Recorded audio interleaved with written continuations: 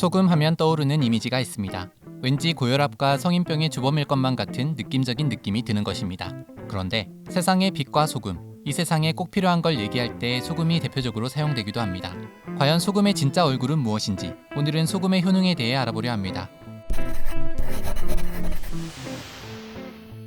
소금은 음식의 간을 맞출 때 꼭 필요한 재료일 뿐 아니라 사람이라면 누구나 몸 안에 0.9%의 염도를 유지해야 할 만큼 건강을 위해서도 꼭 필요한 존재입니다. 그런데 소금이 안 좋을 것 같다는 생각에 무조건 소금을 피하게 된다면 우리가 생각하는 것 이상으로 엄청난 일이 일어날 수 있습니다. 때문에 독한 마음으로 단식을 하는 사람들도 꼭 챙겨 먹는 것이 바로 물과 소금입니다. 과연 소금은 우리 몸에서 어떤 역할을 하기에 그런 것인지 지금부터 소금의 효능에 대해 알아보겠습니다.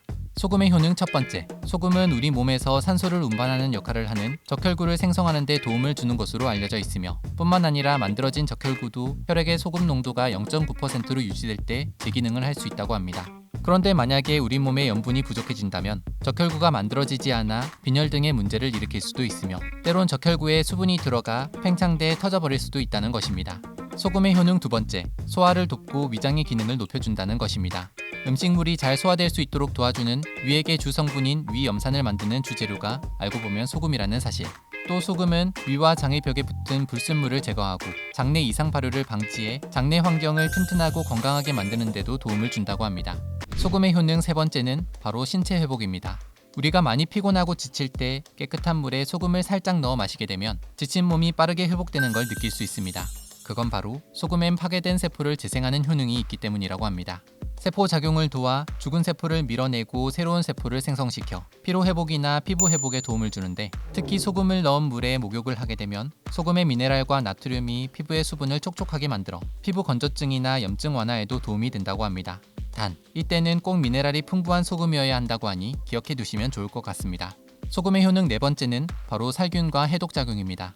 우리 몸은 늘 적당한 염분이 유지되고 있어야 밖에서 유해한 물질이나 세균이 들어와도 저리 물러거라! 우리 몸을 보호할 수 있다는 것입니다. 실제로 체내에 염분이 부족하게 되면 콧물과 침이 싱거워져서 감기와 같은 바이러스에 더 쉽게 노출돼 감기에도 걸리기 쉽다고 합니다. 뿐만 아니라 소금은 지혈작용에도 도움을 주는 것으로 알려져 있습니다. 가령 음식을 하다 손가락을 베었을 때 피가 나는 부위에 소금을 바르면 검은 피가 금방 맑게 되고 응고가 돼 피가 나는 게 멈춘다고 하니 참고로 알아두시면 좋을 것 같습니다. 하지만 이렇게 우리 몸에서 중요한 역할을 하는 소금이지만 많이 먹게 되면 오히려 혈액 속의 염분 농도를 높여 고혈압의 원인이 될 수 있으며 또 위의 점막을 자극해 위세포가 손상되고 그로 인해 위암을 불러올 수 있다고 하니 꼭 적당량을 드시는 게 중요합니다. 특히 우리 한국인은 자주 먹는 김치나 젓갈, 간장, 고추장 등에 이미 많은 나트륨이 들어가 있는 편이라고 하니 소금 먹어야지 하고 굳이 따로 챙겨 드실 필요는 없습니다. 지금까지 소금의 다양한 효능에 대해 알아봤습니다.